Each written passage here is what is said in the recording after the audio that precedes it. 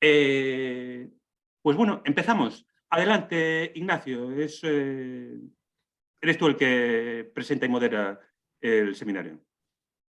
Hola, buenas tardes y bueno, en primer lugar quería agradecerle a José María y a Carmen Frías la oportunidad de estar aquí para presentar hoy al ponente y además de paso entrar un poco en contacto con las actividades de vuestro proyecto. Y bueno, es un verdadero honor presentar hoy a Daniel Aquillué, al que conozco de hace muchos años, que actualmente es profesor en la Universidad Isabel I en Burgos.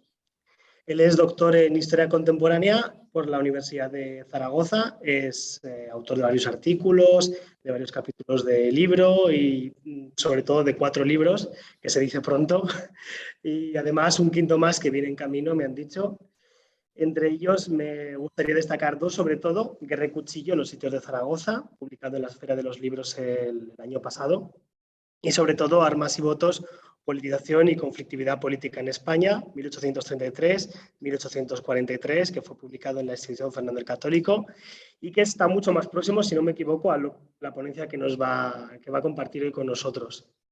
Me gustaría además, antes de empezar, destacar su labor divulgadora en numerosos ámbitos, que es tan importante, como bien sabemos, como la investigadora. En las redes sociales, sobre todo en Twitter, donde, por cierto, tiene un hilo hablando del arrastre, que es el tema que nos va a ocupar hoy, a través de publicaciones, de podcasts, de visitas guiadas. Quería destacar su ruta de los sitios, ya veterana en Zaragoza, y también a través de la recreación histórica, que siempre ha sido uno de sus principales campos de acción y sobre la cual además ha reflexionado mucho desde la perspectiva de la historia pública. Y como digo, es un placer tenerlo hoy aquí con una ponencia que se titula Arrojado por una ventana. Empezamos fuerte. Violencias revolucionarias en la retaguardia isabelina, 1833-1840. Y bueno, te doy la palabra, Dani. Buenas tardes. En primer lugar, como no podía ser de otra manera, muchas gracias a José María Cardesín por invitarme a participar en este seminario de violencia colectiva y protesta popular en España. Muchas gracias a Ignacio por la presentación, también a Carmen Frías, que es la que iba a estar, pero por las circunstancias ya Elvia no ha podido. Y por supuesto, muchas gracias a todos vosotras por asistir a este seminario y por poder establecer esta red de conocimientos sobre violencia popular en la edad contemporánea. Bien, en esta ponencia, en esta charla, lo que voy a hablar en realidad es fruto de mi tesis doctoral que se publicó luego en libro como Armas y votos. Y viene de una línea de investigación que se inició en realidad en el trabajo fin de máster cuando estaba en la Universidad de Valencia y que se ha prolongado en el tiempo, ya no solo circunscrita al periodo de 1833-40, sino que también me he ido a la guerra de la independencia, con lo cual la violencia contra las autoridades es algo que está en el centro de mis investigaciones, en distintos niveles además. Y a veces, quería empezar con esta reflexión porque a veces parece que los contemporaneístas, más los del siglo XX que los del siglo XIX, todo se ha dicho, parece que descubrimos América cuando hablamos de violencia política, porque parece que es algo muy estrictamente circunscrito a la época contemporánea y más al siglo XX. Y yo recordaba, por ejemplo, un congreso, unas jornadas doctorales en Zaragoza en 2014, que se hablaba de violencia política en el siglo XX. Y cuando yo intervine para decir que esas dinámicas de las que estaban hablando ya estaban, por lo menos, desde el siglo XIX, hubo caras de sorpresa. No, esto viene de mucho más atrás. Y ahora estaba leyendo un libro de prehistoria, que ya me diréis que tiene que ver la prehistoria con este tema, y me encontré con esta cita que podéis ver en el PowerPoint, que hace Rodrigo Villalobos sobre comunidades prehistóricas que atacaban a líderes acusados de despotismo y acababan en linchamientos. Esto la violencia contra la autoridad, la violencia de la comunidad contra lo que creen injusto o que sobrepasa los límites viene de antiguo.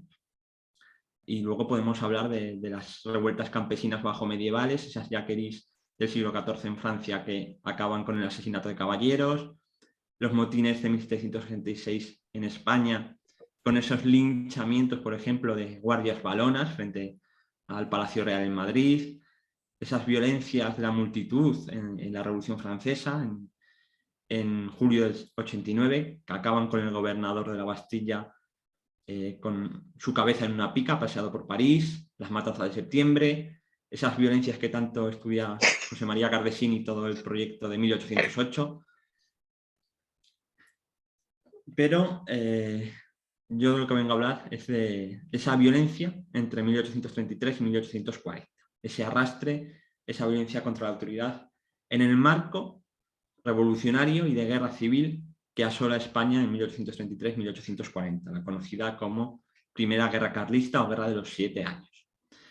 Y para empezar, para enmarcar todo el contexto, porque a veces la Guerra Carlista parece que queda en un lugar secundario respecto al inicio del siglo XIX con esa guerra de la independencia, esa guerra total, internacional, que es la guerra peninsular.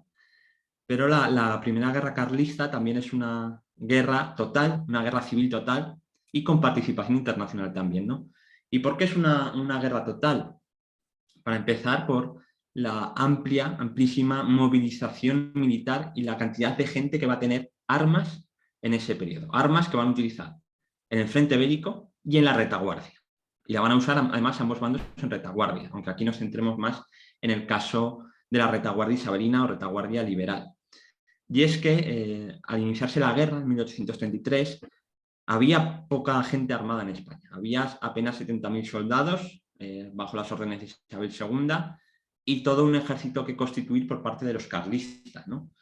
Pero al acabar la guerra, el ejército isabelino habrá llamado a filas a más de 370.000 mozos en diversas quintas, en un país de apenas 13 millones de habitantes. Ojo.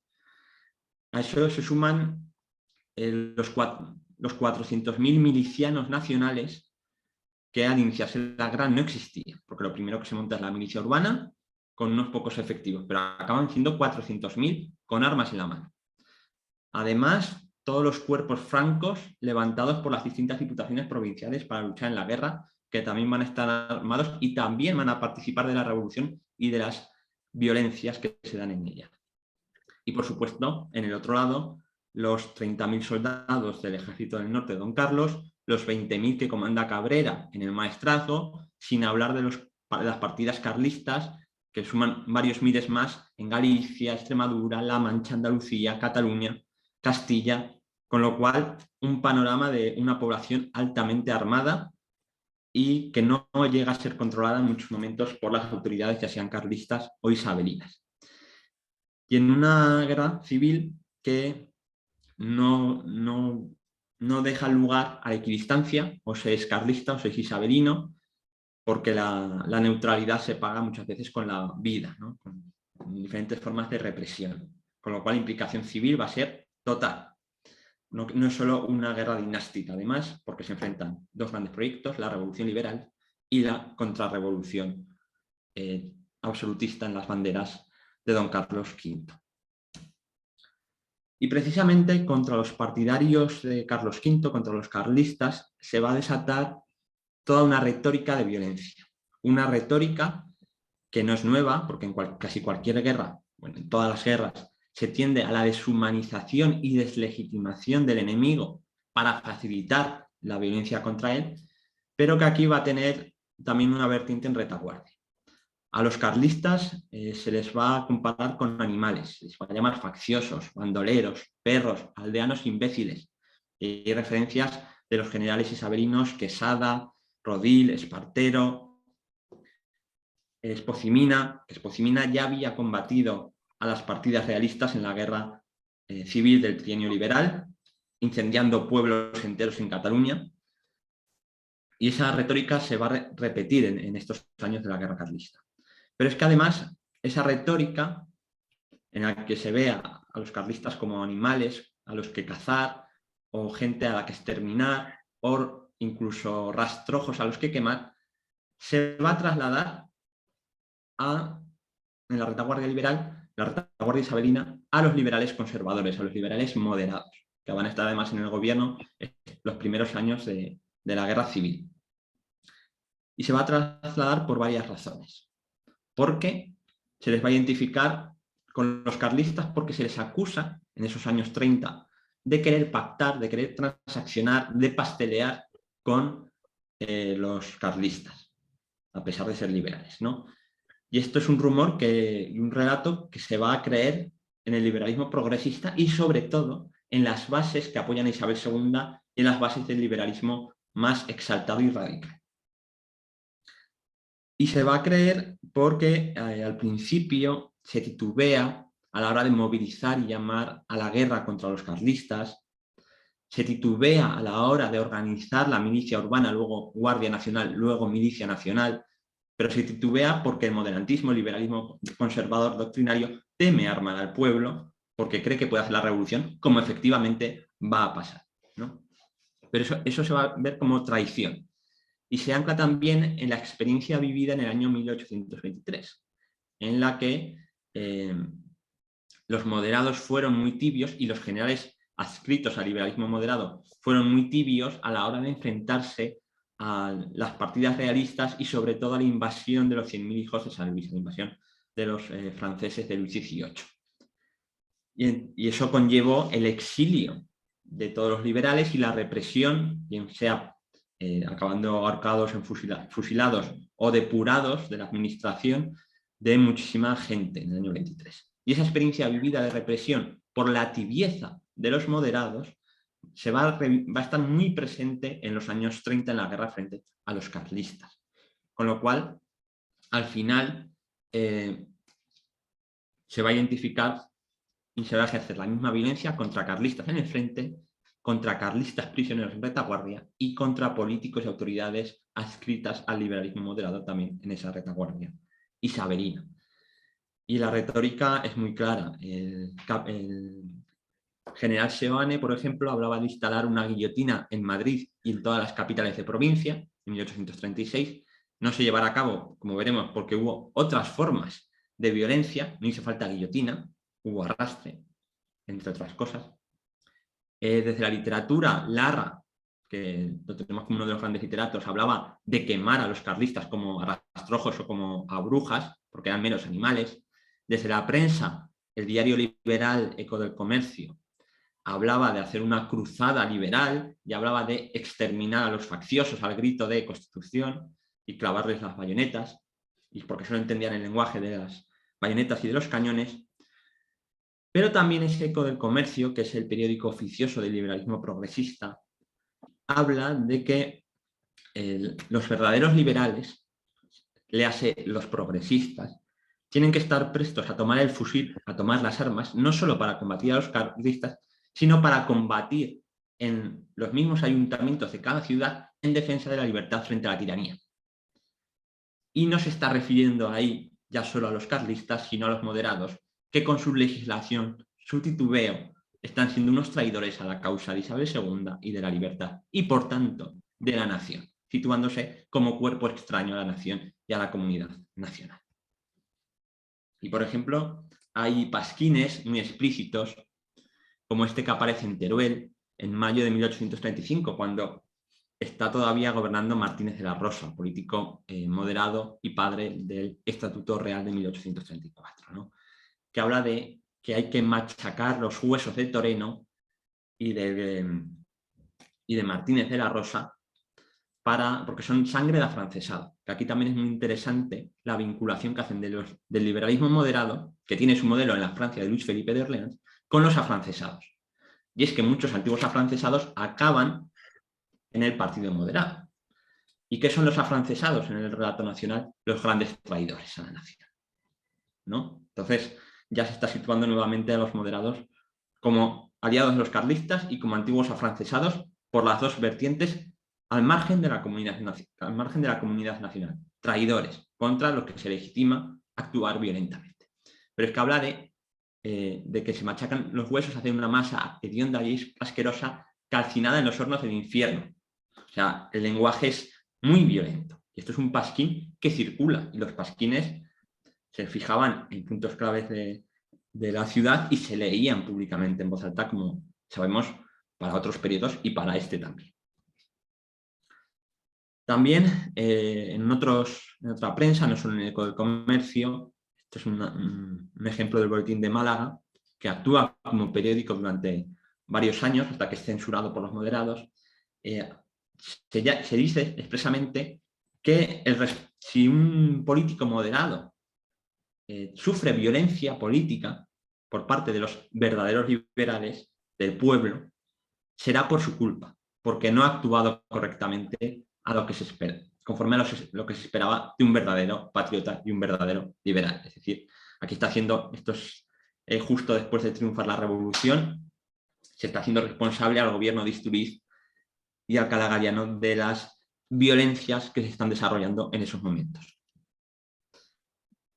Nos centramos ya para ver algunos casos concretos de esta violencia contra los políticos moderados, en concreto contra altas autoridades militares, porque hubo 15 altas autoridades militares que cayeron víctimas de la furia popular entre el año 35 y 38 por estar adscritas al moderantismo. El primer caso es la insurrección del 18 de enero de 1835 en Madrid, donde el segundo batallón de Infantería Ligera Voluntarios de Aragón toma el edificio de Correos al grito de ¡Viva la Constitución! Y se atrincheran ahí. Y confraternizan además con la milicia urbana y con algunos otros soldados. Se presenta el capitán general Canterac, un veterano de las guerras de América además, y intenta mediar. Y lo que se encuentra es que el oficial de Voluntarios de Aragón, Cardero, les descerraja un tiro a él y al brigadier Zamora que le acompaña y los deja secos en la misma Puerta del Sol, el centro de la capital de la monarquía, de la nación. Ahí muere el capitán general Canterac y nadie se atreve a recogerlo en los primeros instantes. Al final esta insurrección se resuelve con la negociación. Esos soldados salen a tambor batiente al son del himno de Riego, y el himno de Riego no es baladí que se entone, es el himno nacional y revolucionario de la época, aunque no sea oficial, y esos soldados no van a ser castigados, van a marchar a combatir al frente del norte a los carlistas. O sea, primer asesinato, que Canterac estaba adscrito al moderantismo del ministro de la Guerra Llauder, y queda impune. Y esto es importante, porque la impunidad con la que van a actuar soldados, milicianos y la multitud civil en esta violencia contra las autoridades. El siguiente caso, y que da título a esta ponencia arrojada por una ventana, es el del general Bassa, ¿no? Que tenía el gobierno militar de Barcelona.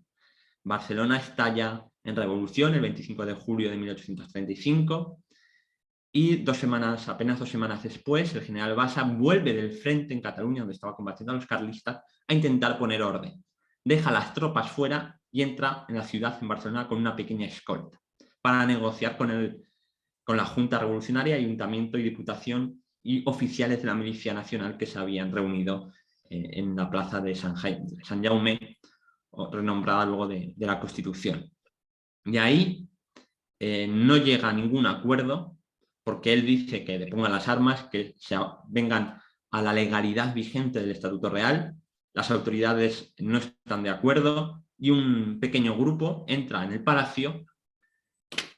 La multitud estaba en la plaza, matan a Bassa, lo arrojan por la ventana y su cuerpo va a ser arrastrado por las Ramblas hasta una comisaría de policía, y no es baladí, donde va a ser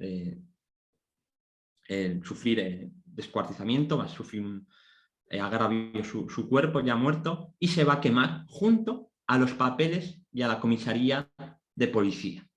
La violencia popular tiene unos objetivos muy definidos. No es una violencia, una furia desordenada contra todo el mundo, no. Dentro de la furia es selectiva y con unos objetivos definidos.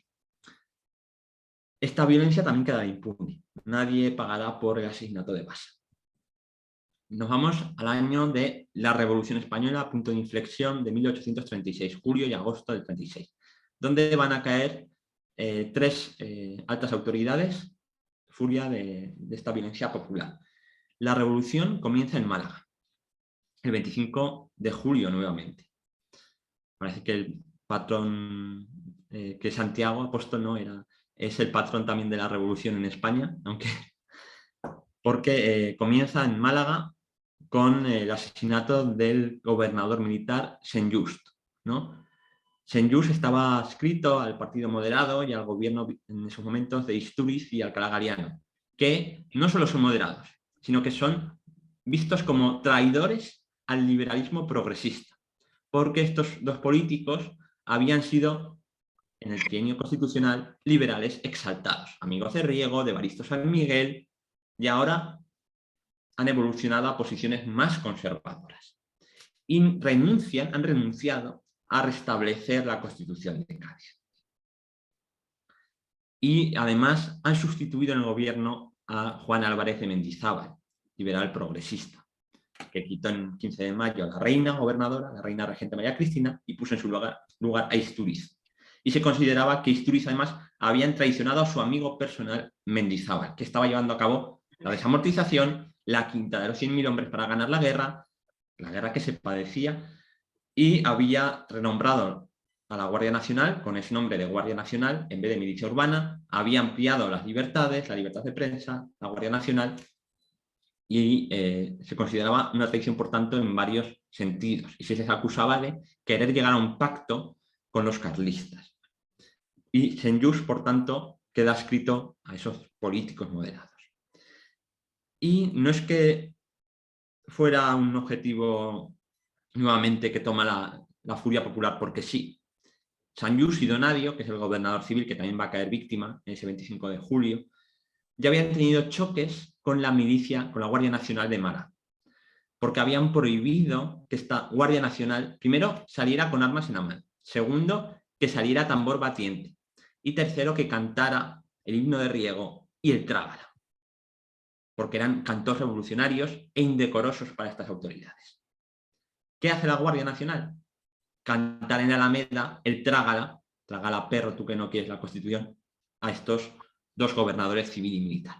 Entonces, cuando se levanten armas en favor de la Constitución del 12, ese 25 de julio, y aparezca el gobernador civil Saint-Just para recriminarles y decirles que abandonen y desistan de hacer la revolución, lo que van a hacer es lincharle a bayonetazos y a culatazos de fusil. Lo van a linchar, además, en la Plaza de la Constitución y le van a arrastrar su cadáver. Después se van a encontrar, van a buscar al gobernador civil Donadio y va a caer igualmente linchado ante la pasividad de los soldados del ejército, entre los que busca el refugio, porque los soldados dicen que ellos no empuñan las armas más que contra el carlismo, contra los enemigos de la nación, pero no van a empuñar las armas ni contra la milicia ni contra el pueblo. Y es muy interesante esa confraternización desde abajo de soldados, milicianos y pueblo, porque permite eso el triunfo de la revolución y permite que estos asesinatos queden, al menos en este caso inicialmente, impunes. La revolución del 36 también acaba con otro linchamiento, en este caso en Madrid, del capitán general Genaro de Quesada, antiguo absolutista reconvertido en liberal moderado, muy moderado en estos años de la guerra carlista. Y es que Quesada no solo tenía este pasado como absolutista en el año 23-24, sino que en los días previos de agosto, Madrid intenta unirse a la revolución. Llegan noticias de Málaga, llegan noticias de Zaragoza, llegan noticias de La Granja, donde hay un motín de los sargentos, y Quesada monta a caballo y él mismo encabeza cargas de caballería en la Puerta del Sol contra la multitud que vitoreaba la Constitución de Cádiz. Y la multitud no le va a perdonar eso. Quesada, el día 15 de agosto, cuando se ha repuesto ya la Constitución mediante amenazas a la reina en La Granja, intenta huir de Madrid. Es pillado en Hortaleza por un conglomerado de milicianos y paisanos, es linchado y su cuerpo descuartizado. De hecho, partes de su cuerpo se exhibirán en el Café Nuevo de la calle Alcalá, donde se reunían los milicianos más revolucionarios. Así acaba la revolución y se restaura la Constitución, pero no acaba la violencia política. De hecho, en el verano de 1837, bueno, el asesinato de Quesada también queda impune. En el verano de 1837 también hay una serie de violencias, en este caso de soldados rasos, que a lo largo de todo el frente norte, en ese verano del 37, se amotinan aparentemente solo por las pagas. Y ahí caerán víctimas varios generales, el general Ceballos Escaleras es atacado, varios diputados forales y el general Sarfield en Pamplona. Que hay cuerpos francos de la Diputación Foral y soldados. Y aquí es interesante que no solo por las pagas, porque tenían bastante retraso en el cobro, sino que uno de los ritos es mueran los traidores que nos quitan lo que es nuestro. Hay una concepción desde los soldados, los cuerpos francos, de que no solo no les están pagando, sino que hay corrupción por parte de estos generales. Hay corrupción porque se están quedando las pagas para lucro personal. Y además son generales que no están ganando batallas, que están retirándose, es decir, están siendo cobardes, traidores o ineptos, o las tres cosas a la vez. Y el último caso que me gusta mencionar es el segundo cabo Esteller, segunda autoridad militar de Aragón, tras el capitán general que estaba combatiendo a los carlistas, que es asesinado el 6 de marzo de 1838, un día después del asalto que acaba fracasando carlista a la ciudad de Zaragoza. Tras esa sorpresa, porque es un asalto nocturno, pilla desprevenidos a la milicia y guarnición, mientras no se ve a la autoridad militar combatir, porque se queda en su casa. Será acusado de traición, será la cabeza de turco, será apresado por la Diputación, pero antes de que sea sometido a juicio, como no se fía, la milicia y la multitud liberal lo sacan de la cárcel, lo arrastran por las principales calles de Zaragoza y lo acaban linchando a bayonetazos, navajazos y palos en la Plaza de la Constitución. Y su cuerpo quedará tendido durante 24 horas sin que nadie se atreva a recogerlo. Y pasarán muchos años hasta que sea juzgado este asesinato. Y como decía, esta violencia se lleva a cabo en unos espacios cargados de simbolismo. Y es que el simbolismo en esta violencia es muy importante. Y aquí no me he resistido a poner dos imágenes. Una es una violencia popular del lado carlista, que como no pueden a veces coger a los generales liberales, por ejemplo, los queman en efigie, como es el general Rodil en el año 34. Y luego la otra imagen es de la Plaza de la Constitución, esta estaba en Barcelona, es la Plaza de Sant Jaume, es renombrada en el año 36, como otras tantas plazas a lo largo de la geografía, como Plaza de la Constitución. Y esas plazas de la Constitución, debajo de esas placas tan cargadas de significado, va a ser donde se acabe llevando el cuerpo, donde se acabe linchando a estas autoridades. Porque se hace en nombre de la Constitución, en nombre de la nación soberana, que está ejerciendo su justicia ante los que la traicionan. Veamos los espacios en Madrid, ¿no? En Madrid, la muerte de Canterac es en el centro neurálgico, donde ocurre todo, que es la Puerta del Sol, en el edificio de Correos en esos momentos. En la Puerta del Sol es donde Quesada dirige las cargas de caballería que no se le van a perdonar y le van a costar la vida el día 15. Y al lado está la calle Alcalá, que es donde está ese café nuevo, que es centro neurálgico de reunión de la Milicia Nacional de Madrid, que vemos en esta imagen, esta litografía de la Biblioteca Nacional, que se ve a los milicianos brindando por el triunfo de la Revolución en agosto de 1836. Aquí los vemos brindando sentados en mesa, con sus chisteras, incluso milicianos de buena posición social, burgueses, pero a la vez que vemos esta imagen más idílica, en ese café, en una estaca, están los miembros del general Quesada con un lazo verde en una estaca. O sea, se combina esa respetabilidad, ese espacio de sociabilidad, con la ejemplificación de la violencia y el ejemplo de, mirad lo que pasa a quienes traicionan a la nación, a quienes traicionan a la causa de Isabel II y de la Revolución Liberal y a la Constitución. Málaga es también muy significativo ver los espacios, ¿no? Tenemos por un lado la Plaza de la Constitución y la Plaza de la Merced. Que la Plaza de la Constitución es renombrada así en el año 36 y se sigue llamando actualmente así, y la Plaza de la Merced es renombrada en el año 36 como Plaza de Riego, en honor a Rafael del Riego, mártir de la libertad por defender la Constitución entre el año 20 y el año 23, que acabó ahorcado por Fernando VII. Y es precisamente en la Plaza de la Constitución y en la Plaza de la Merced, que está, o de Riego, que está junto al desamortizado convento de la Merced, donde se asesina y por donde se arrastra a Senyús y a Donadio en el año 36. Dos espacios neurálgicos y a la vez cargados de significado. La Plaza de la Merced, además, había sido renombrada de Riego en el año 36, justo antes de la Revolución, poco antes, unos meses antes, por el gobernador civil López Pinto, hermano del López Pinto fusilado junto a Torrijos, mártir de la libertad, en el año 31 en Málaga. Y en esa Plaza de la Merced / de Riego será donde se inaugure en el año 42, bajo la regencia del progresista Espartero, el monumento a Torrijos y sus compañeros, que todavía hoy se puede ver en ese lugar. Con lo cual, dos espacios cargadísimos de significado. Y por último, el caso de Zaragoza, una ciudad además que estaba todavía reponiéndose de los desastres de la guerra de 1809. En este caso, Esteller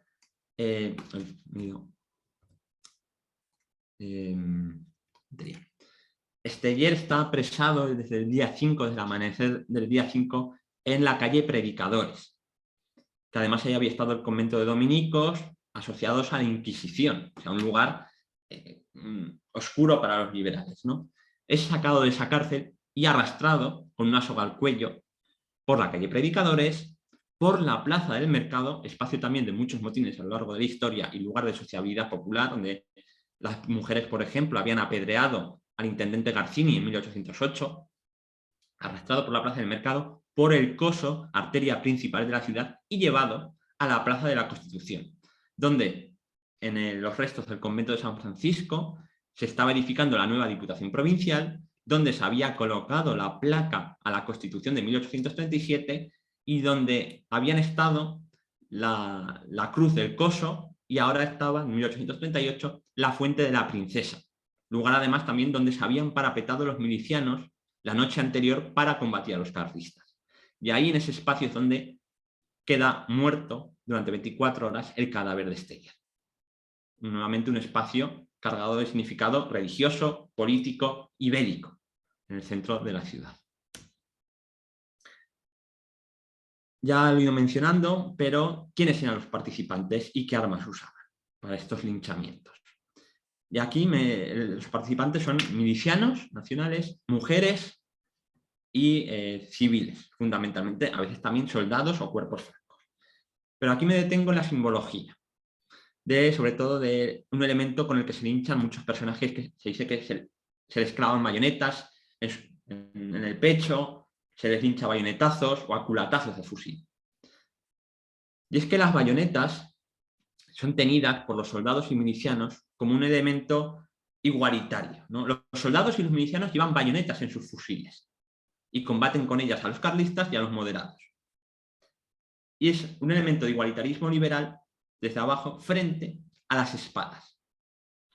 Las espadas son tenidas por el elemento aristocrático de los generales, de esos generales traidores, ¿no? Y esa contraposición. Y a mí me gusta mucho esta cita que dice un artillero en el castillo de Gibralfaro, mientras custodia a presos liberales con los que tiene cierta afinidad, y le dice a un viajero, a Kalondendowski en 1838, no saben ustedes que las bayonetas son legales, solidaridad horizontal entre soldados y milicianos, pero las espadas, traidoras. Solo habrá una espada que no es traidora para esta gente, porque es un general que no es linchado y es carismático, que es Espartero. Pero eso es otro tema. Y bueno, voy un poquito más rápido, que ya me estoy excediendo de tiempo, pero Esta violencia contra las autoridades militares también la viven las autoridades civiles. He mencionado a Donadio, gobernador civil de Málaga, linchado en el año 36, en la Revolución. Pero en el año 35, en mayo, hay un intento de linchamiento, por ejemplo, contra el presidente del gobierno, Martínez de la Rosa, cuando sale del estamento de procuradores. Su carruaje es rodeado de una multitud que le lanza piedras, intentan abrir y sacarlo, pero las fuerzas militares lo impiden. Pero el objetivo era lincharlo, porque 2 semanas antes se ha firmado el convenio Elliot, que dice que va a respetar las vidas de los prisioneros carlistas. Y la multitud se enfervorece. No concibe que se respete a esos traidores carlistas que, como hemos visto, son asociados a animales a los que hay que cazar y exterminar. Luego hay multitud de otros casos, diputados provinciales que son linchados, alcaldes que reciben trabucazos cuando llegan a su casa, bueno, o pequeñas violencias en multitud de pueblos entre milicianos y ayuntamientos. La violencia no queda ahí, hay una violencia, por ejemplo, contra los frailes, pero no es anticlericalismo. Es una violencia selectiva contra los frailes acusados de ser partidarios del carlismo. Se ve en el 17 de julio de 1834 en los 80 asesinados en Madrid, se ve en los asesinados en Zaragoza en el 3 de julio y el 7 de julio de 1835, porque aquí veis unos mapas de los motines de Zaragoza en el año 35, en los que se mata a frailes y se queman conventos.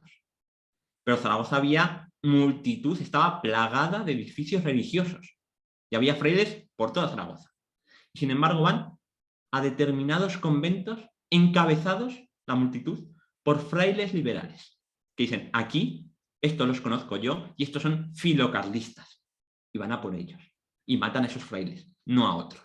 De hecho, hay un fraile encabezando el motín del 13 de abril de 1835, que primero van a por el arzobispo, que acabará exiliado, no pueden asaltar el palacio arzobispal, y van al convento de la Victoria y de San Diego, que le dice fray Crisóstomo Gasquet, ahí están los carlistas, los filocarlistas, ¿no?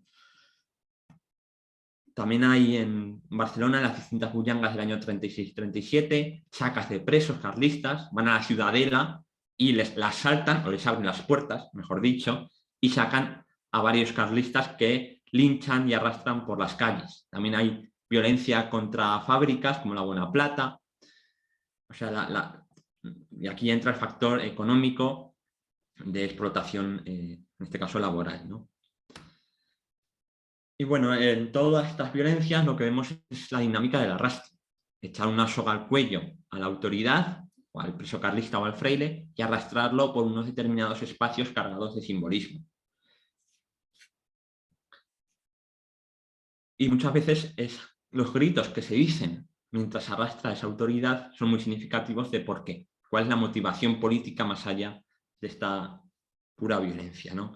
Ese viva la Constitución, viva la libertad, mueran los tiranos y los pasteleros. Es decir, pasteleros era el político que intrigaba en las sombras, que decía una cosa pero luego hacía otra, en este caso que iba a transaccionar, que iba a pactar con los carlistas.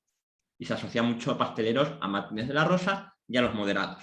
Y eso es lo que se dice cuando linchan a los gobernadores en Málaga. El grito en Pamplona, cuando matan a Sarsfield, mueran los traidores que nos quitan lo que es nuestro.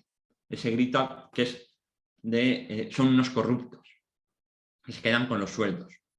O lo que se dice en Zaragoza en el año 35. Para matar facciosos, para matar carlistas, no hace falta salir de la ciudad, porque los tenemos dentro. Tenemos, diríamos, en un concepto que se acuñará un siglo después, quinta columnistas. Y eso legitima la violencia. Pero en general el marco es de miedo, incertidumbre, una población politizada y movilizada que tiene armas por la milicia, búsqueda de archivos expiatorios y una violencia para salvar a la comunidad en peligro. Ya sea porque los carlistas han atacado y nadie ha estado prevenido, ya sea porque se teme que se pacte con los carlistas, ya sea porque ha habido un cambio de gobierno que frustra las expectativas, ya sea porque la guerra no tiene fin, porque es una guerra de 7 años. Dicen, ¿cómo tantos soldados no pueden acabar con tan pocos carlistas? Eso es que hay traidores en nuestras propias filas. el gobierno o los militares.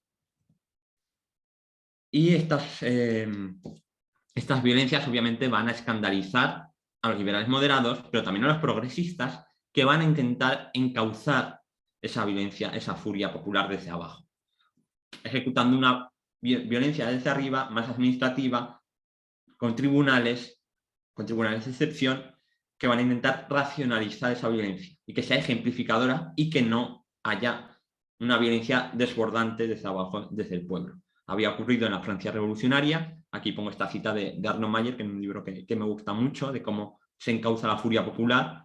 En este caso acabará con el terror y la guillotina, pero en España, en la guerra carlista, lo que vemos son juntas de represalias, por ejemplo, en Valencia y en Zaragoza en el año 38, para castigar a los partidarios del carlismo.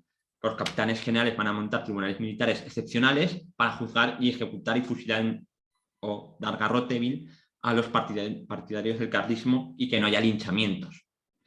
O en Madrid se ejecuta en el año 38 la tía Cotilla, acusada de matar al tambor de la milicia en un motín realista en el año 35.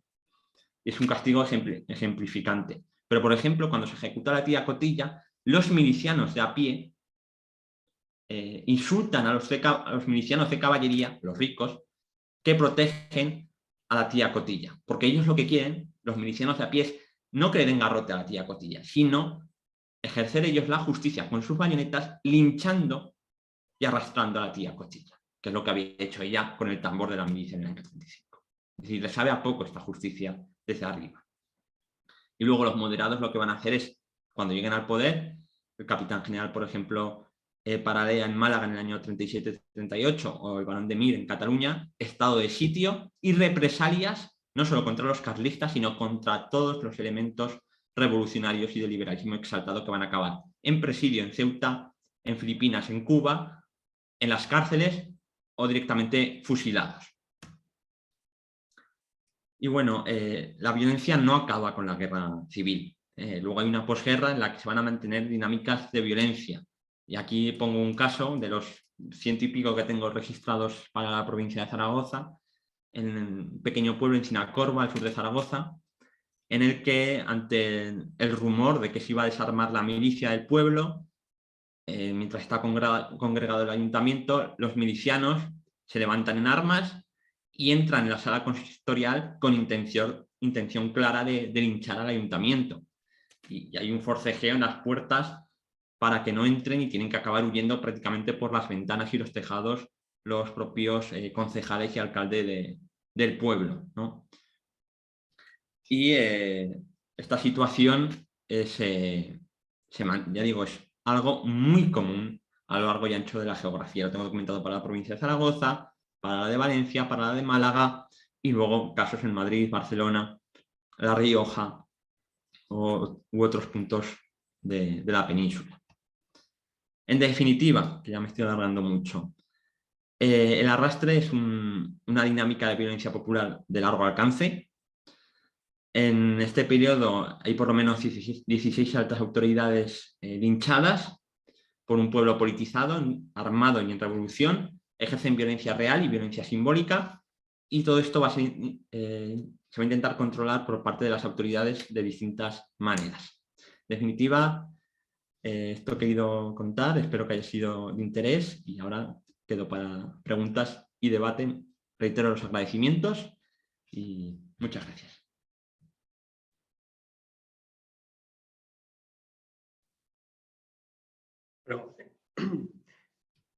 Bueno, ¿hablo ahora yo? ¿O?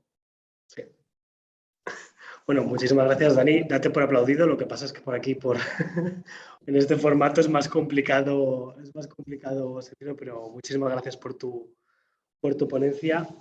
Has tocado un montón de temas, la verdad es que además con mucha chicha todos muy, muy interesantes. He estado aquí tomando una serie de notas para luego intentar un poco animar el debate. De cara luego al debate, pediría si se puede escribir el nombre en el chat y así es más fluido, me parece, que si vamos levantando las manos, así vamos respetando un orden si es posible. Y bueno, has tocado una cantidad de temas, sobre todo el tema de la violencia política, muy importante lo que has señalado de el largo recorrido de esta violencia política que parece que surge en el siglo XX, pero que ya tenemos incluso documentadas por los prehistoradores. Me gustaría también si pudieras expandir un poco más en qué punto podemos considerar esta violencia como una violencia ya política o revolucionaria, o hasta qué punto lo que tenemos aquí es una larga continuidad que digamos, se dota de un contenido en este contexto de guerra total, en este contexto de profunda politización en múltiples sentidos.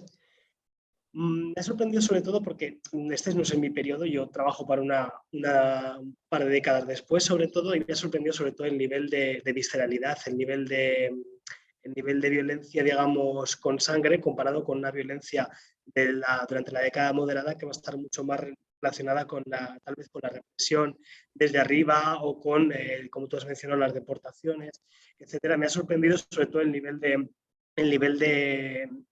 violencia en las retaguardias con milicianos, militares, el pueblo como actores principales, pueblo entendido en un sentido muy amplio. Me preguntaba también hasta qué punto es excepcional el caso español o si puedes, porque creo que este tema, por ejemplo, da muchísimo para aspectos comparativos. Has mencionado la Revolución Francesa, pero los años 30 y 40 en Europa seguro que encontramos muchísimos casos que nos dan la comparación. A mí me venía ahora a la cabeza del 48, te comentaba antes, por ejemplo, el linchamiento de Bellet de Latour, al que linchan en Viena en 1848, acaba colgado de una farola y es uno de los momentos clave de la revolución en Austria.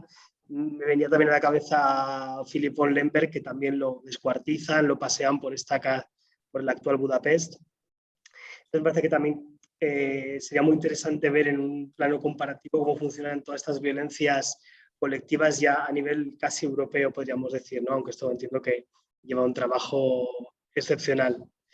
Me ha sorprendido también la impunidad de los linchamientos. Si pudieras avanzar un poco en este sentido, de hecho, a la persona responsable de linchar a Steyer hasta 1848, es decir, 10 años más tarde, no lo va a juzgar el régimen moderado. Entonces, esto es un tema que si pudieras decir un par de frases al respecto, me hace interesante. Sí.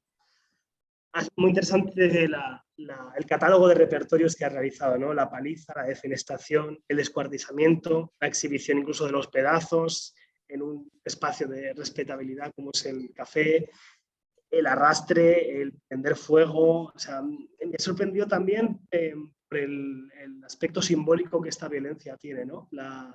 Citabas, por ejemplo, el tema del arrastre, hasta donde está colocada la lápida en las plazas, que luego sabemos que además esa lápida va a sufrir también violencias por parte del otro bando en el contexto de la guerra carlista.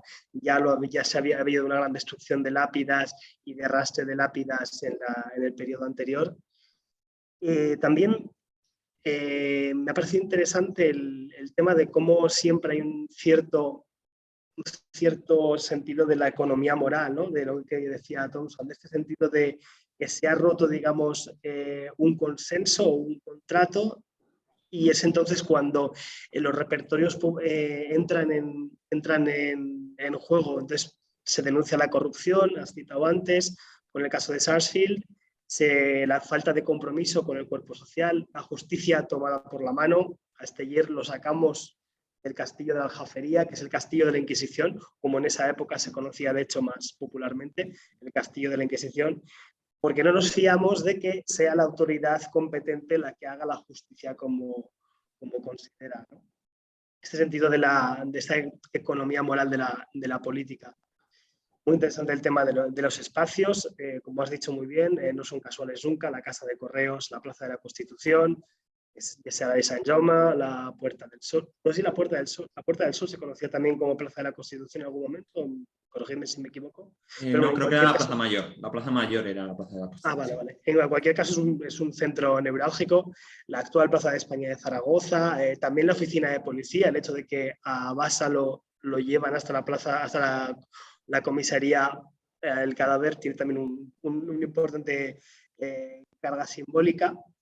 Añadiría también una dimensión que has pasado un poco por encima y no se acaba de percibir, que es el tema, yo creo, de la ansiedad generalizada, porque ahora quiero que ves un clima también de una ansiedad generalizada a causa de la guerra, por supuesto, pero también una epidemia, porque no tenemos que olvidar que esto está ocurriendo en paralelo a una epidemia de cólera terrorífica que no se había experimentado. Es la primera gran epidemia de cólera que se había experimentado en Europa, y tenemos un montón de casos también en Irlanda, creo que en Liverpool, en la propia Rusia, de casos de motines de cólera, no sé si hasta llegar a linchar a autoridades civiles, pero sí que hay un clima generalizado en estos años 30 por esta ansiedad. Y estaba el otro día en el archivo y estaba leyendo precisamente lo que escribía el embajador inglés en Madrid en la víspera de la matanza de Frailes, por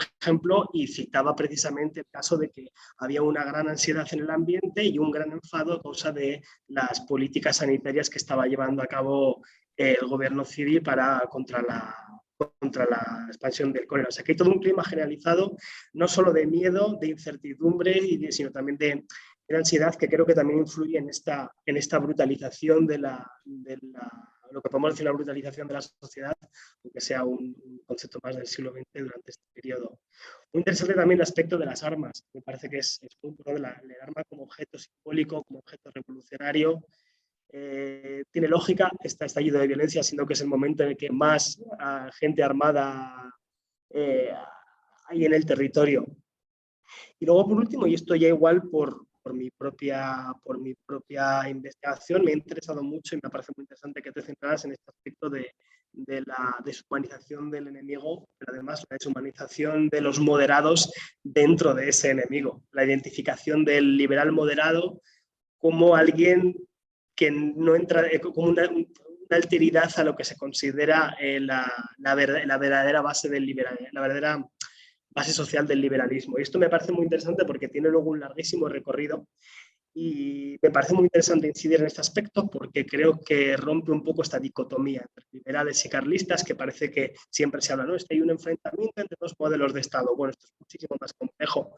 Hay toda una serie de resignificaciones, de fluidez de culturas políticas que no se corresponde con unas escalas monocromáticas, digámoslo así, y en este caso me parece muy interesante la caracterización de los moderados, que luego explica también la retórica moderada de los años 40 contra el progresismo, y explica también, en cierto modo, la violenta reacción del moderantismo hacia los progresistas durante la contrarrevolución del 48, y me parece que va a tener muy largo recorrido este choque entre un liberalismo, vamos a decir, conservador, y un liberalismo más de base social, que en un momento determinado se puede identificar con los progresistas, aunque los progresistas van a acabar dividiéndose también, como bien sabemos, entre la respetabilidad y la barricada en un momento determinado, ¿no? Y muy interesante lo de la caracterización. En este sentido me recordaba también al 48 el tema de la caracterización como afrancesado, el largo recorrido que tiene como insulto y creación de una alteridad, ¿no? El insulto afrancesado. En el 48 se van a lanzar también los mismos insultos. Los moderados van a ser llamados los afrancesados de Luis Felipe, mientras que los moderados van a acusar a los progresistas de estar entusiasmados con cualquier modelo que venga de fuera, por ejemplo, de la República Francesa. O sea, los dos se acusan de ser, digamos, de no ser suficientemente patriotas y de adoptar el primer modelo de fuera que les viene dado. Y bueno, con esto ya era simplemente desarrollar estas líneas, y pues, si quieres aclarar alguna cosilla o pasamos directamente al debate, ¿cómo te parece? Respondo rápidamente. Empezando por el principio, lo que se mantiene en el tiempo, lo que veo que se mantenga en el tiempo son los repertorios de violencia. Cambian los objetivos y los lenguajes. Y en este caso hay que tener en cuenta la experiencia vivida en la propia guerra carlista, pero en el trienio y en la guerra de independencia también. O sea, hay gente que lleva con las armas en la mano y ya no las suelta desde el año 1808. Eso, y tiene una experiencia acumulada. ¿Listo? el aprendizaje político con las armas del que ha hablado Pedro Rújula.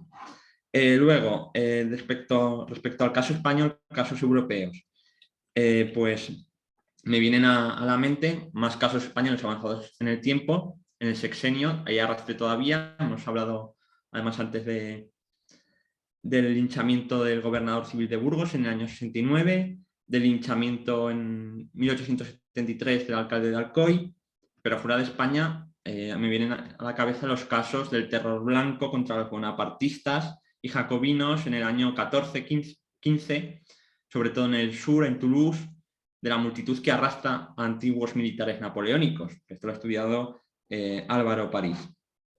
Luego, respecto a la impunidad, muchos quedan impunes, pero por ejemplo, los asesinatos de Málaga del año 36 los juzga a partir del 37-38 el capitán general Paralea. Y, por ejemplo, un encausado es un herrero barritaro que había sido acusado de gritar mueras y cantar el tragal a los gobernadores, que estaba en la milicia este acusado. Y también es acusado Juan Antonio Escalante, que es el presidente de la Junta Revolucionaria de Málaga en el año 36 y es elegido diputado. Y este va a acabar en presidio. En el caso de Zaragoza de Esteller, que lo sacan de la calle Predicadores, no de la Aljafería, que ahí yo también me liaba con lo de la Inquisición, se juzga en el año 44 y se cogen 2 cabezas de turco que no habían estado en el linchamiento, pero eran líderes populares de la milicia. Francisco Lagunas, del cuerpo oficial de cazadores, y Melchor Luna alias Chorizo, líder de una banda popular, liberal, esparterista, que está en el año 43. Año 43, en ese año también de pequeña guerra civil, en el que los progresistas llaman afrancesados también, por cierto, a los moderados, que responden con demofobia, ¿no?, contra este pueblo en armas, contra ellos.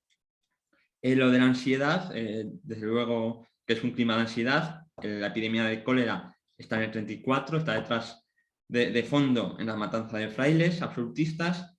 Lo de base es muy interesante, lo he contado, y me baso mucho en los estudios de Manuel Santirso, que tiene muy bien estudiada la Cataluña de la época. Y para acabar, economía moral de la multitud de Thompson, simple.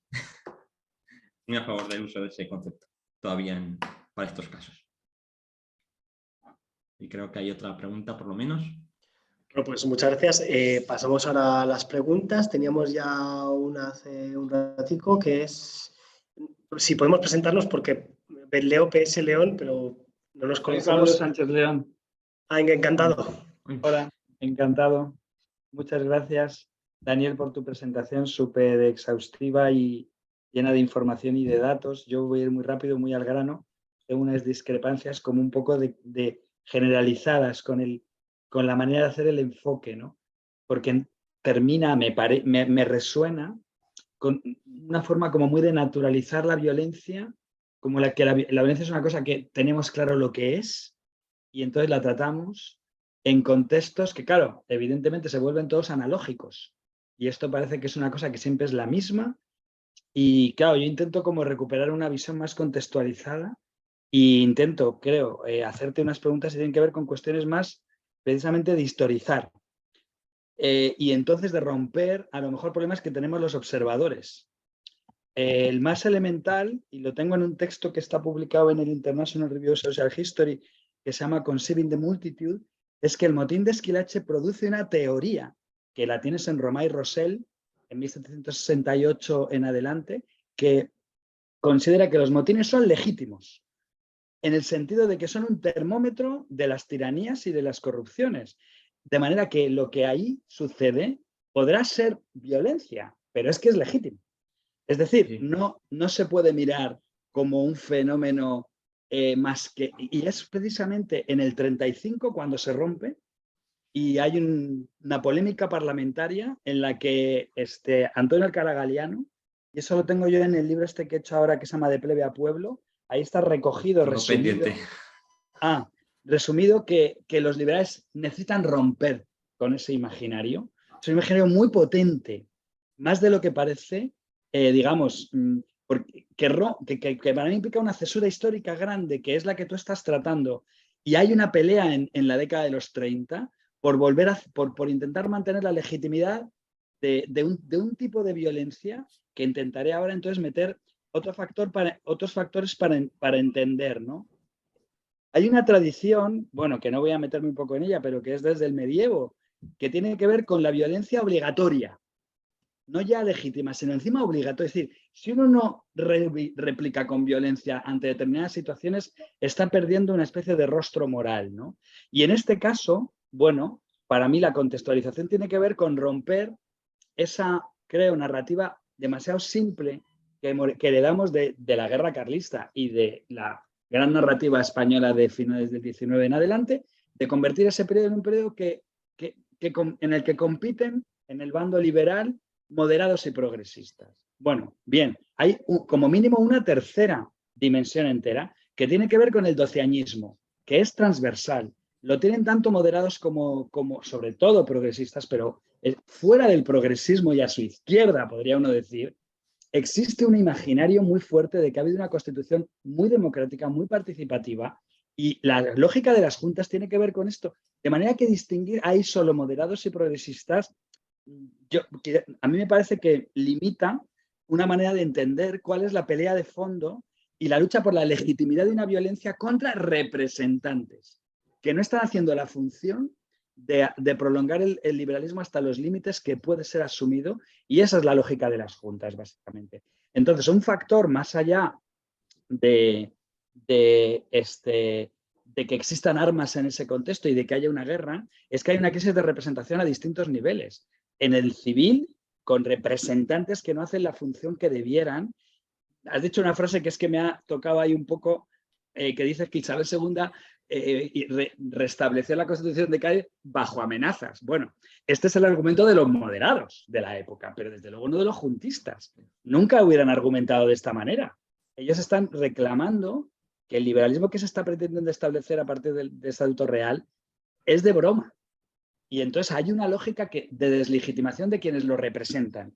Y no solamente en el terreno civil, sino sobre todo en el militar. Y en efecto ahí hay una clave de representación durísima porque la milicia comporta una forma de entender el ejército distinta al ejército regular, en la que se puede llegar a elegir, como se hace, a los representantes y a los cargos militares. Y claro, evidentemente, cuando un cargo militar que no ha sido elegido hace un tipo de acto contrario a una junta o a una... En ese momento es un sujeto perfectamente prescindible, y aquí hay una lógica que es la que va un poco al final de mi comentario, tiene que ver con distinguir en este contexto las violencias selectivas de las violencias no selectivas. Y claro, lo poco que yo he leído por el texto de Álvaro París, que me gusta mucho, del degüello general de negros, es que hay una lógica en el bando carlista distintiva que potencialmente y de forma estrictamente retórica, pero con un valor retórico enorme, pretende exterminar a todo. Y claro, tú has puesto algunos textos de que los liberales se entran en esa lógica también. Este es un tema del que yo estoy ahora escribiendo. Tengo un texto en la web que se llama Exterminables sin deliberación, de cómo los sintagmas de exterminio colectivo se instauran en el lenguaje, en una cultura como la española, que hereda del antiguo régimen una visión muy del enemigo en una clave no política, sino metapolítica. Y ahí es lo que has mostrado muy bien. Se puede llegar a entender a un enemigo como absoluto, hay que acabar con él, pero no es lo mismo acabar con un enemigo de manera selectiva que hacerlo, aunque sea por pura retórica, como intentando acabar absolutamente con todos los elementos, ¿no? O sea, todos los, digamos, sujetos que tienen una determinada identidad, ¿no? Entonces, digamos que es un comentario, ¿vale? Lo que te hago, o sea, un poco para que hay unos contextos muy de época que no son trascendibles a otros contextos, me da a mí la impresión. En cambio, hay a lo mejor herencias que, bueno, se pueden plantear en la etiología, en la fisonomía de los linchamientos, pero estos linchamientos tienen que ver con una lógica nueva, y es la crisis de unas formas de representación en las que un repertorio se puede entonces poner en marcha, pero las causas tienen menos que ver a lo mejor con la guerra y en cambio ser más internas al propio mundo liberal, ¿no? Y ahí hay que meter otros elementos que no sean solo moderados y progresistas, si se trata de darle una explicación, ¿no? Y después que también existen novedades históricas importantes porque ha aparecido la posibilidad de imaginar acabar con todos los enemigos internos a una propia comunidad política. Y en cambio, a mí me da la impresión de que estos juntistas son justo el extremo contrario de esa forma de entender la violencia. Para ellos, acabar con un representante ilegítimo legitima una tradición de violencia, pero la actualiza de una forma bastante menos cruel que la que un ambiente de guerra total uno esperaría que tuviera lugar. Todo esto te lo coloco así un poco a lo bruto para que, bueno, en fin, puedas ahora darle la vuelta, si eso. Sí, en verdad estoy prácticamente de acuerdo en todo, y me permite explicarme mejor cosas que igual ha dado la sensación de lo contrario, que igual ha parecido que esencializaba la violencia. Lo que he dicho es que los repertorios de ataque a la autoridad y el linchamiento existían, que no es algo nuevo. Lo que es nuevo es el objetivo, el lenguaje y el contexto y la legitimación y la forma, ¿no? Los motines y la violencia, desde luego que estaban legitimados, y de hecho en ese debate de los progresistas, y no solo los progresistas, de los años 30, con López, con Caballero, ese sector más doceañista, y los más Calatrava o Sancho, Vicente Sancho, está también ese debate del derecho de justa rebelión, que es, por ejemplo, la bandera que toman en el año 1840, la legítima rebelión. Y ese derecho de rebelión, que es un derecho casi consustancial, entienden, al pueblo y al liberalismo. Y lo que cambia en ese contexto de guerra y de tantas armas, y esas quiebras que hay en el poder, en el aparato del Estado, es la posibilidad de ejercer más esa violencia y más directamente. Y también, por ejemplo, por poner algunas cuestiones, hablabas de la tercera dimensión del doceañismo.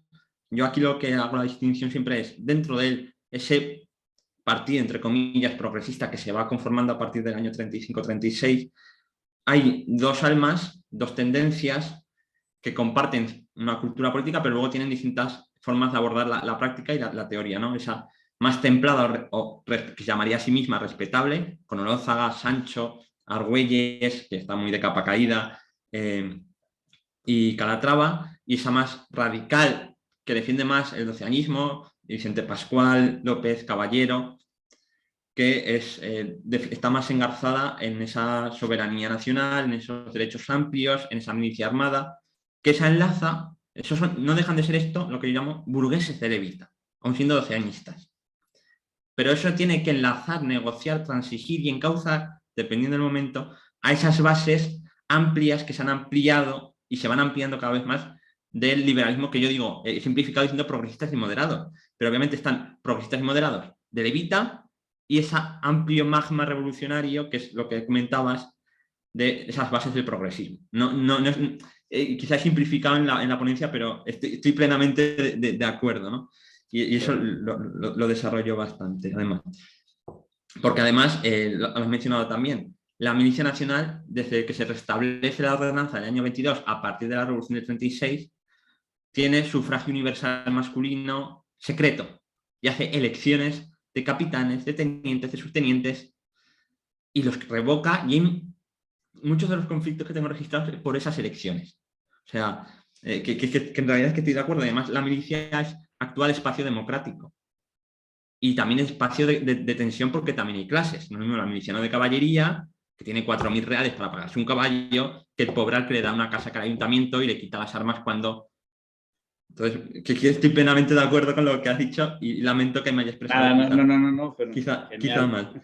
Y luego, lo de las violencias selectivas y no selectivas, ahí sí que me planteas más dudas, porque es verdad que el discurso retórico es de exterminio, hay que quemarlos a todos. Pero luego, cuando esa multitud, y es que yo leí en tiempos el artículo de Sisinio del anticlericalismo en esta época, de la violencia anticlerical, y digo, pero si fuera anticlerical, ¿por qué primero encabezan los motines en Zaragoza frailes liberales? Y segundo, que en Zaragoza hay 50 edificios religiosos, se van a por uno, que se tienen que cruzar Zaragoza de punta a punta. Se van porque ahí dicen, no, ahí están los carlistas. Y por eso es selectiva, que luego es selectiva, pero puede morir mucha gente. ¿No? Que igual confundimos ahí términos. Y luego, es diferente, por ejemplo, en el motín del verano del 35, realista en Madrid, con la tía Cotilla, que mata un tambor. Ahí se repite la dinámica esa que dice del degüello general de negros del año 23-24 que comenta Álvaro París. Porque ahí sí que van a intentar matar a todos los liberales que hay. Entonces, ahí sí que me genera más dudas, confusión y no sé cómo, pero muy pertinente el comentario. Pues bueno, espero haber un poco acercado posturas porque... Muchas gracias, sí, sin más. Eso del degüello da para mucho porque, bueno, quiero decir, es todo un mundo semántico lo que hay ahí. Pero y también el término de negro, de que estamos, y esto lo habría hablado en tiempos con Álvaro, de dónde viene, qué significa, es el impuro, tiene esa reminiscencia religiosa, no sé, es interesante. Sí. Bueno, le damos la palabra a José María. Y tengo pendiente tu libro de la plebe Apolo, por cierto. Me lo he anotado aquí.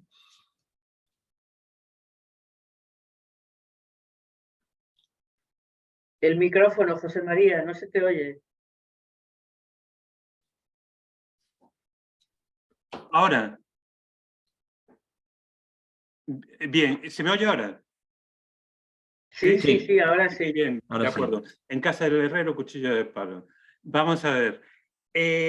La primera cosa, una cosa que yo creo que se plantea, que me parece fascinante a lo largo de todas las intervenciones, es que estamos poniendo de relieve un nuevo objeto de estudio, entre todos.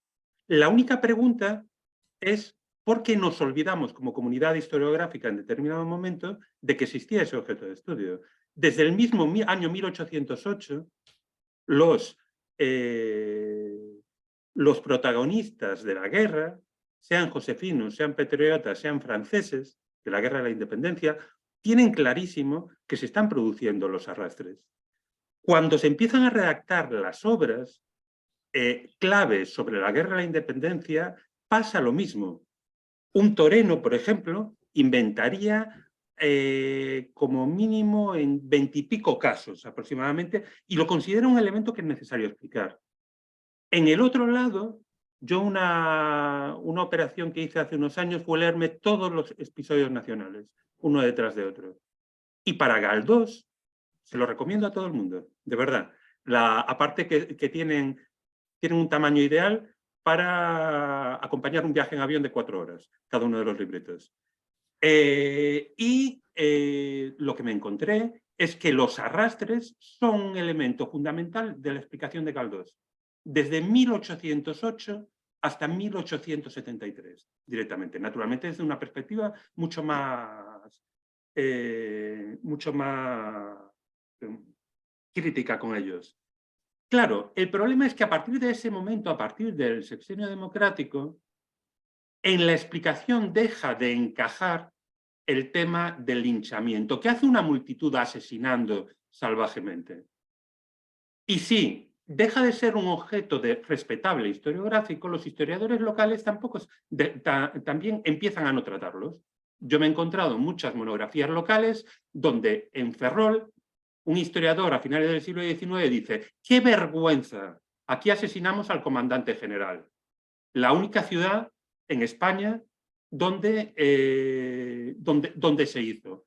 Y lo mismo dirán el que hace una monografía sobre Cartagena, etc. Claro, ese mismo problema existe a nivel europeo, directamente. Por eso, desde el momento en que, cuando yo como historiador español intento averiguar lo que pasa en Austria o en Hungría, naturalmente no conozco bien la historiografía local, sobre todo no sé hablar ni alemán ni húngaro. Con lo cual tengo que fiarme de los textos generales que traducen una perspectiva del país para la comunidad historiográfica general. Por cierto, por favor, Ignacio, te agradecería si me envías por correo electrónico la referencia de los 2 linchamientos de Viena y de Budapest. Sí, vale. No los conocía. Y estaba muy intrigado porque es obvio que en cuanto nos salimos de Estados Unidos y de Inglaterra, empiezan estas cosas a pasar por todas partes. La segunda cosa que me gustaría hacer es felicitar a Daniel. Daniel, el trabajo es excelente.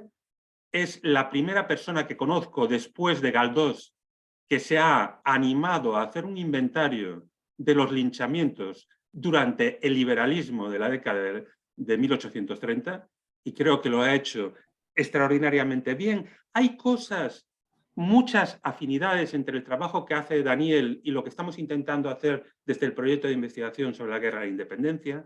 También él se visualiza que nos insertamos en una tradición de al menos 4.000 años de violencia colectiva. Esto nace directamente en el Bronce final, directamente por una serie de razones que podemos discutir algún día en otro seminario.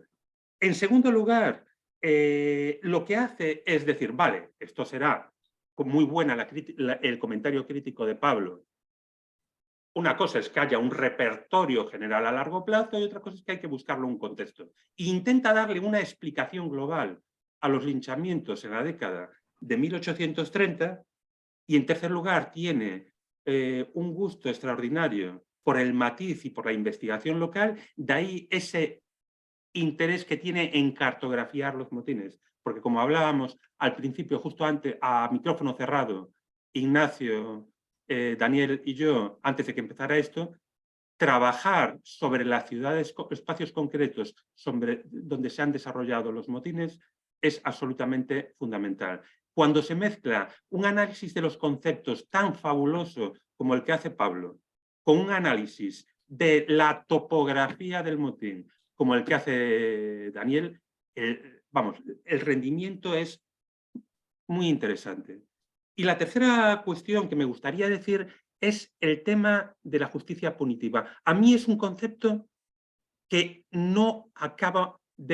con el que no acabo de encontrarme cómodo, sobre todo cuando se invoca el precedente de Thompson.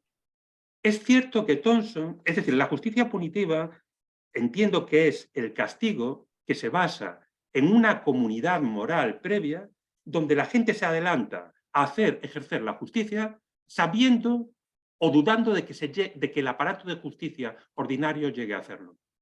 El problema es que para Thompson este tipo de justicia popular era para él una auténtica degeneración del comportamiento de la multitud. Y lo dice clarísimamente en sus trabajos sobre las encerradas. Para él, la economía moral se traducía en que un grupo de gente, sabiendo que hay una legislación que no se aplica, se moviliza para amenazar a ciudadanos, comerciantes y productores y obligarles a que pongan en ejercicio esa legislación, que controlen precios, que intervengan en los mercados, que repartan grano. Pero, en último término, lo máximo que se va a hacer en estos motines que relata Thompson en Inglaterra es dar un par de bofetadas directamente o incendiar un edificio. Para Thompson, el linchamiento se conectaba mucho más con la tradición norteamericana de asesinar a afroamericanos, a mexicanos, a indios, a inmigrantes directamente. Se conectaba en el sentido de que generaba una lección similar. Atención, no lo tengo claro, pero creo que es un tema en el que convendría trabajar. Una compañera de nuestro proyecto, Carmen Lomela, que está asistiendo precisamente a este seminario, está trabajando sobre linchamientos en el siglo XXI y está cubriendo centenas de linchamientos que se están produciendo en los últimos años en el Indostán, en México y Centroamérica, en el África subsahariana, en Oriente Medio. Claro, el problema es que resulta mucho más difícil calificar a esta justicia punitiva como justicia, directamente. Cuando la tenemos más cerca, cuando olemos la carne, cuando vemos a gente asesinar a otras personas, como que se nos mueve el enfoque. Atención, aquí se me podría decir, pero es que estás cambiando absolutamente de contexto. Efectivamente, repito, para mí son dudas, pero una de las cosas que me encanta de este proyecto y de este seminario es que conforme pasa el tiempo, cada vez tengo claras menos cosas. Eso. Quiero comentar, a raíz de lo que estás comentando, y alguna cosa que ha dicho antes Pablo y no he acabado de comentar, yo con lo de los conceptos también le doy muchas vueltas y también me planteo y me planteaba en la tesis cómo calificar a esta multitud, cómo calificar a esta violencia y estos repertorios, ¿no? Entonces, dudas muchas en este aspecto. Y luego, con lo de la historiografía y la perspectiva que se tiene de esta violencia, es cierto que yo lo que he visto es que cuando se producen estos linchamientos en los años 30, está por un lado, por ejemplo, lees Alcalá Galiano horrorizado, pero la prensa progresista, ese Eco del Comercio, El Mensajero de las Cortes, aunque manifiestan su repugnancia a esta violencia popular, pero a la vez la tienden a no tanto a justificar como a decir que tampoco ha sido para tanto, que hay que hacer esta otra cosa, ¿no? Que lo importante es el... Y por supuesto que los progresistas nunca van a reconocer que la Constitución del 12 se ha reimpuesto mediante la coacción a la monarquía. Pero por eso a mí me gusta decir que se impone a la monarquía de una forma revolucionaria, violenta y coactiva, porque hay que recordar que los sargentos entran con sus sables a las estancias de la granja de María Cristina e Isabel, y donde está parte del gobierno. No es que compre el discurso moderado, sino que quiere incidir en lo revolucionario que es que María Cristina lo que tiene en mente es las escenas de la Revolución Francesa que están asaltando el palacio, porque la monarquía, como se ha demostrado obviamente, no aceptó nunca de buen grado la Constitución, ni ampliar derechos, ni conceder armas a la milicia precisamente. Entonces, por ahí de ahí mi insistencia en decir que se le impone mediante medio violento a la monarquía, no a la Constitución. Y luego estaba pensando con lo de violencia selectiva no selectiva y claro, es que por ejemplo la violencia en 1808 contra los franceses no es selectiva, es a todos los franceses. Y ahí está el caso de Valencia, está el caso que en Zaragoza tienen que encerrarlos en Aljafería para que no los linchen a todos los vecinos franceses. En Bujaraloz encierran a 50 y tantos franceses, que es un pueblecito pequeño en Aragón. En Cariñena hay un francés que se hace pasar por vizcaíno, diciendo tengo acento raro porque soy vizcaíno, para que no lo descuarticen, y se lo confiesa luego al alcalde. Entonces, ahí sí que no es una violencia selectiva y sí que es distinta a la de 1836, al menos en ese sentido. Y acabar diciendo eso, que muchas dudas cuando hablamos de estos temas, y encantado de compartir perspectivas y todos los comentarios que habéis hecho, y acabar diciendo que yo entré a trabajar estos temas de violencia liberal por la profesora Maricruz Romeo en Valencia, y en 2012, que me lo dijo así como una idea, y yo me lo anoté y hasta aquí.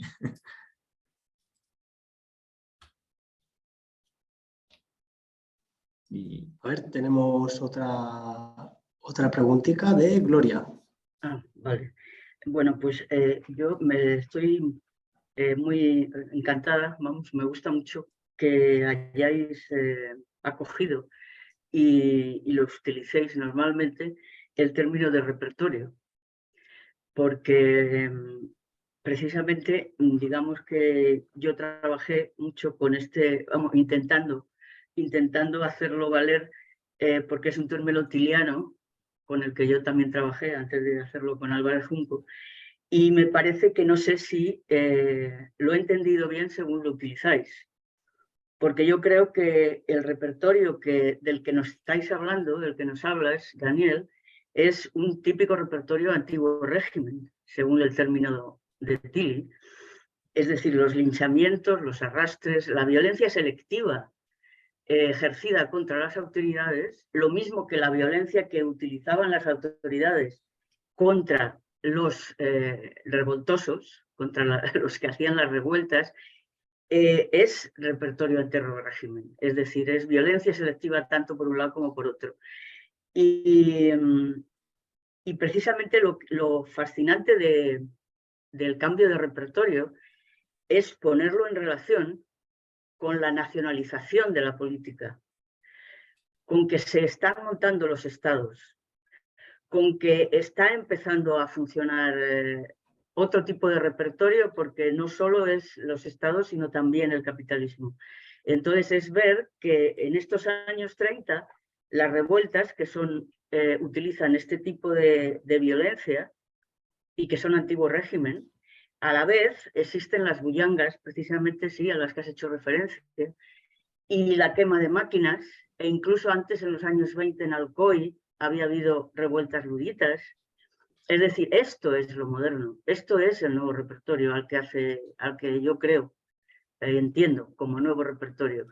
Y que precisamente en lo que cambia es precisamente que no es patronalizado, que va a largo plazo, que no es puntual, es decir, tiene otros objetivos, que bueno, luego ya esto en las siguientes décadas estará mucho más claro, es decir, es el inicio de las manifestaciones, las huelgas, los sindicatos, etcétera, etcétera. Pero que todo esto yo lo veo como persistencia de... Y lo mismo que es curioso que hayas hecho referencia, José María, precisamente a los linchamientos del siglo XXI. Claro, efectivamente.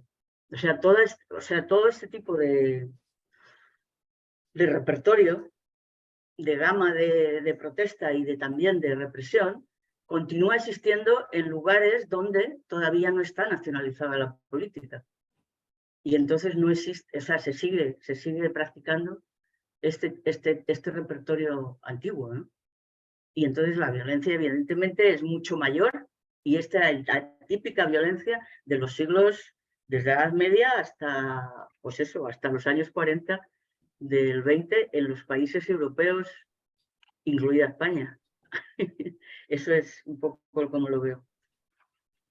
No, muy interesante y es un poco también lo que estamos hablando, ese repertorio de antiguo régimen que tiene más duración de la que nos pensamos, con nuevos lenguajes y nuevos contextos político, social y económico. Y de esto económico, dos casos. Uno. En Zaragoza, en el año 1841, hay un conflicto que es político, pero es laboral y económico, ¿no? Los mozos horneros se están viendo desplazados y que sus sueldos están bajando, y lo primero que hacen es ir a atacar a pedradas las casas donde viven los mozos horneros de origen francés. Tras ello, se van a una arboleda que está al lado del centro de la ciudad y el parte de policía dice con ánimo de no trabajar, es decir, están haciendo una huelga. Y la respuesta es de la autoridad de detenerlos a todos.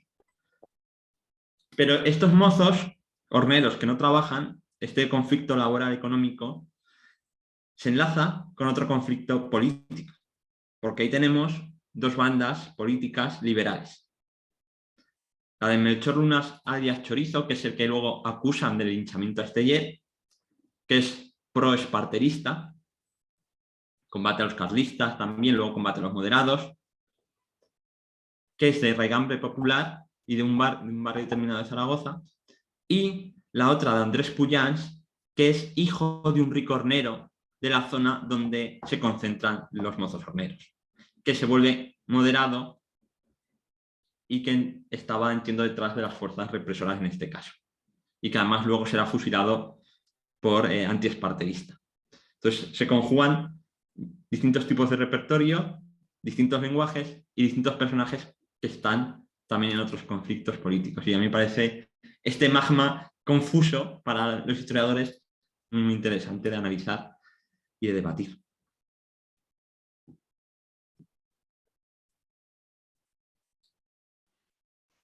¿Teníamos alguna pregunta por aquí? A ver, que se me ha colgado el ordenador. Sí. ¿Alguien quería hacer algún comentario más?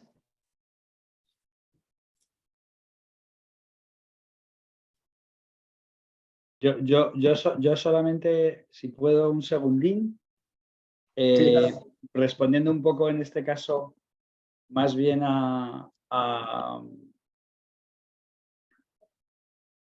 a Gloria, el único problema del planteamiento de Tilly es que, no sé si es la respuesta que le has dado a Daniel, es que la política está en el centro absoluto de todas los motines y revueltas del 8 en adelante. Y eso es algo que no esperaría Tilly, y menos el argumento, y menos con esa clasificatoria de que se trata de un repertorio del antiguo régimen. Es un repertorio radicalmente moderno, entero, en que las bullangas son primero estallidos populares por cuestiones de alta política, dentro de las cuales tienen lugar innovaciones, bueno, en algunos grupos porque aparecen, pero totalmente sobredeterminadas por un tipo de movilización que es netamente política.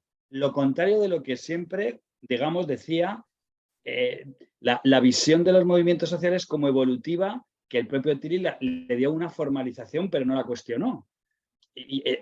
O sea, justamente si evidentemente existen cambios en el tiempo, pero la transformación fundamental que no cuadra con el mapa habitual de la herencia de la historia de los movimientos sociales por repertorios es que la política no es en absoluto un fenómeno que va apareciendo en el tiempo y que el contexto del 8 al 33 lo deshace completamente. Son mucho más políticas los motines. Bueno, vengo ahora de Chile y ahí es increíble porque motín, que es un término del universo militar, en Chile es como se les llama a los levantamientos populares juntistas porque arrancan en cuarteles, pero son la forja del Estado Nacional, lo que surge de esos supuestos motines cuartelarios, porque es un periodo en el que se está reconfigurando el orden social entero y esta forma tan antigua de ver, ¿no?, la economía moral de la multitud, las pasiones bajas, una población que progresivamente se va politizando, es que yo le doy la vuelta completamente. Es más político un sujeto en el año 33, 35, 37, alfabetizado o no, que forma parte de una bullanga o está en un motín de estos, que a lo mejor 40 años después un obrero movilizado. Entonces, el problema siempre ha sido dónde ubicar la política y lo político en la historia de los movimientos sociales. Y el esquema tradicional es insostenible. Entonces, bueno, era más bien por responder a esa manera de que es tan fácil meter a Tilly aquí. Ha dejado de ser posible, desde mi punto de vista. Igual yo no estoy ahora en el mundo académico, entonces igual estoy vieja ya también en eso. Pero estoy de acuerdo contigo con que el punto fundamental es precisamente cuando he querido decir nacionalizar, es politizar. Es decir, entra la gente en la política.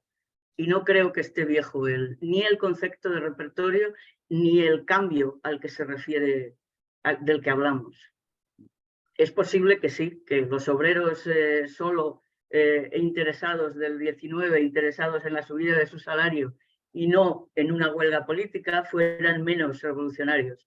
Pero eso no cambia. No cambia que precisamente el inicio de la politización de las masas, digamos, del pueblo,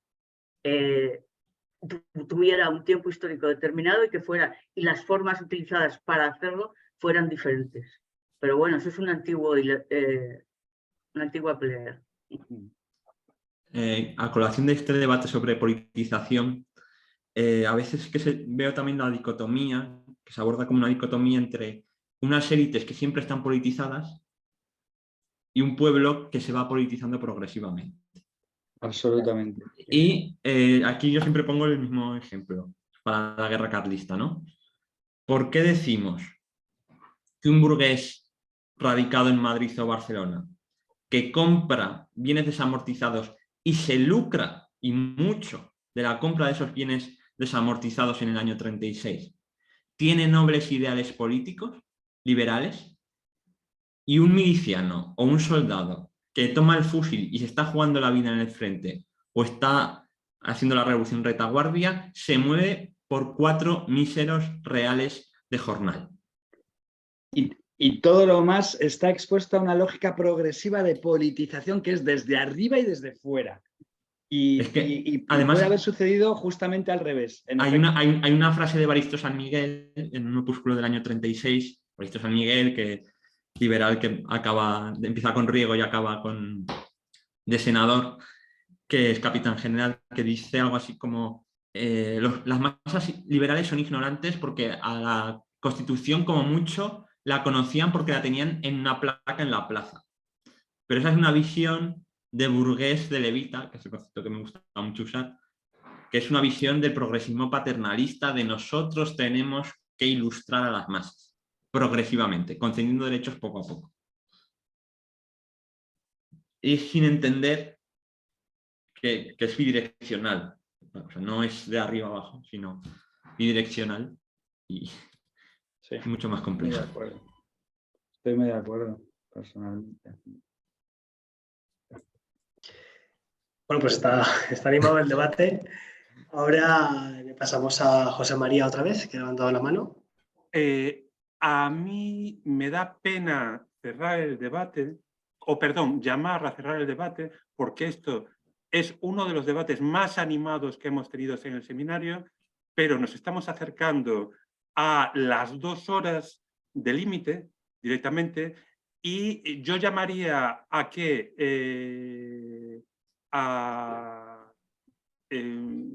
que hubiera, si tal, 1 o 2 intervenciones más, y luego me gustaría comentar un par de informaciones de interés general para todos.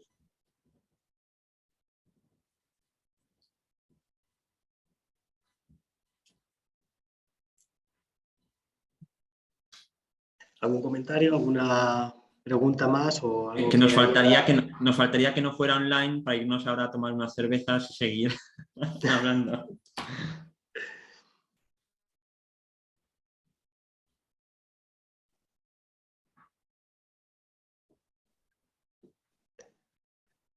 Bueno, pues si no hay más preguntas, paso otra vez a darle la palabra a José María.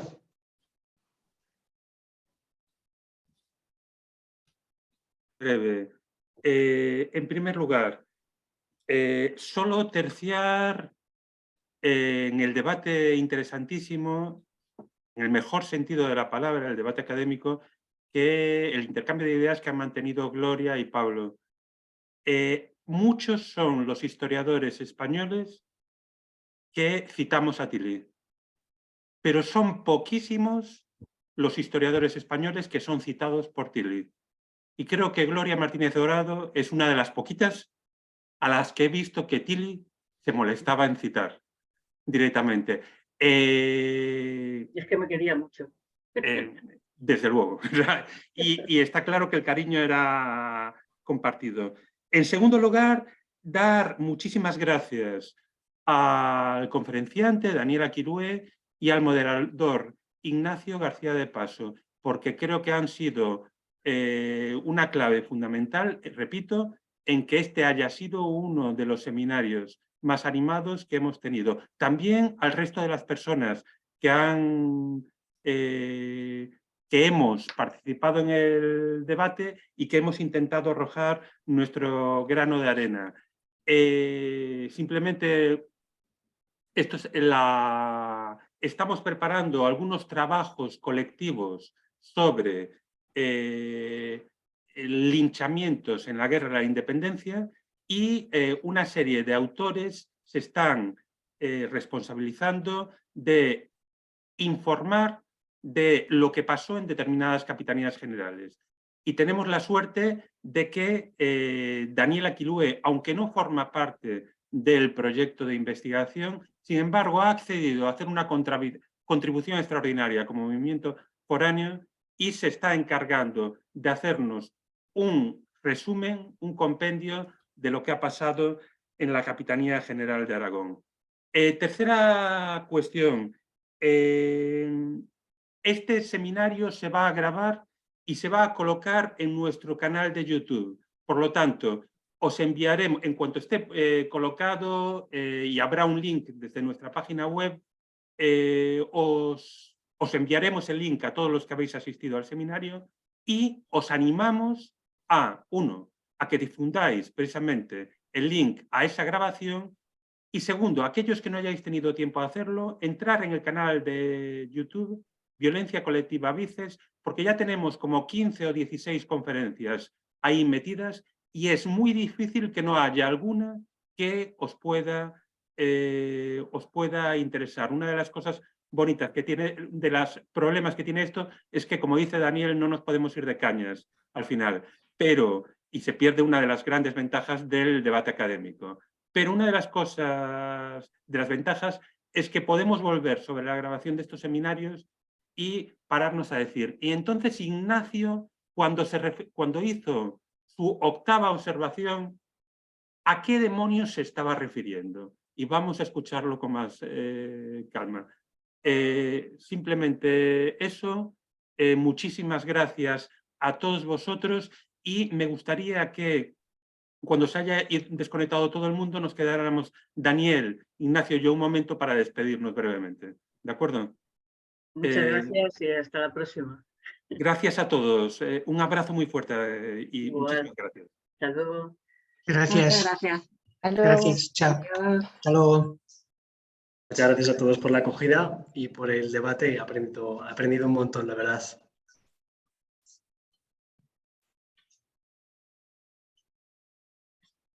Perdonadme un momentiño, un segundo nada más.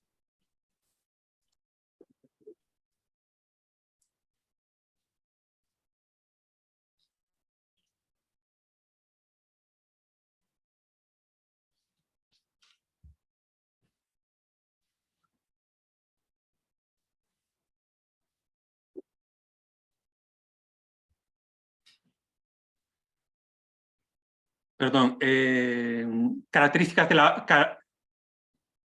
Estás grabando aún, ¿eh? Un segundo. Bien.